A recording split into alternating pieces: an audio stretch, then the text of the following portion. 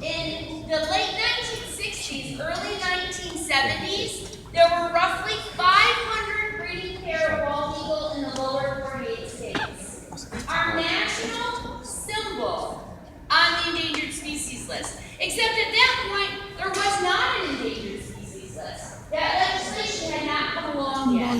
Well, as a society, we identified the problems that we were causing. And one was the use of a pesticide. It was killing a lot of people, and so we came up with something to kill mosquitoes to protect people. Well, what wasn't realized for many years is who else was impacted by that chemical. And not only were bald eagles impacted by it, because they would eat fish that ate the mosquitoes, and that pesticide would build up in each level. What would happen with the birds is that their eggshells would become really thin. And so when the adults would incubate those eggs and keep them warm, those eggshells would break so that there were no young eagles, only adults. Well, not just impacting the wild animal population, like the eagle, the osprey, the peregrine falcon that we mentioned. Get some weight, she's stretching a bit. But when they go to the bathroom, they have a cloaca. They don't have an exit for poop and an exit for poop. It all comes out the same area. And really all that has to do is with the evolution of cutting down her body weight so she can fly. Their eyes also have two fovea. They have two focus points. So you know how you can focus in the center of your eye? She can do that. So she puts one object in each guy, gives her binocular vision. Well, she also has monocular vision. She can focus at the side of her eye. But if you look at her eyes don't really move.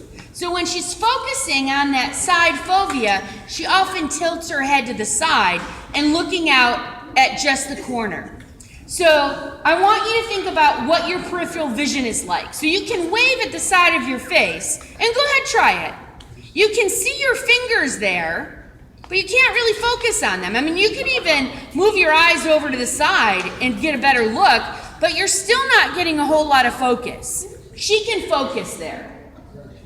In addition, when you look at her, it looks like she's giving you a mean look. Everyone's always like, oh, come on, bald eagle, smile. It's like, what do you mean? I am smiling. Wow.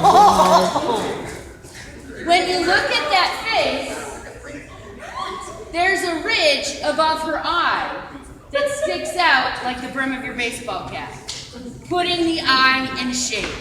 Oh, yes. How big are the bald eagles are?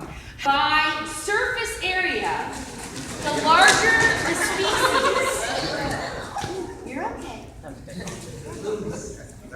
By surface area and mass, the larger species has less surface area. Smaller birds get colder faster. They lose more body heat because they have a larger surface area according to their body weight of their mass.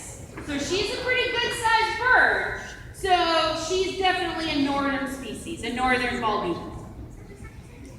Any other questions? Do we have bald eagles like in our vicinity? Yes. So there are bald eagles that nest in every county in the state.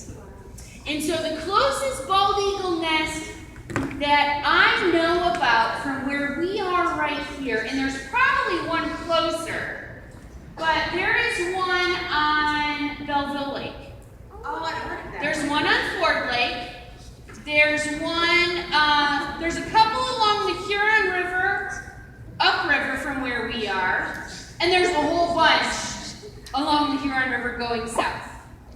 Yeah, so in the wintertime, that's when we get our really good bald eagle behavior sightings, because they'll all gather up near open water, because they're mostly fish eagles. They eat a lot of fish. They'll scavenge, they'll eat dead stuff. They do go after some small mammals, but they're fish eagles, and they'll go after water birds. And so they'll hang out in the wintertime near the open water, and that's when you can get some really good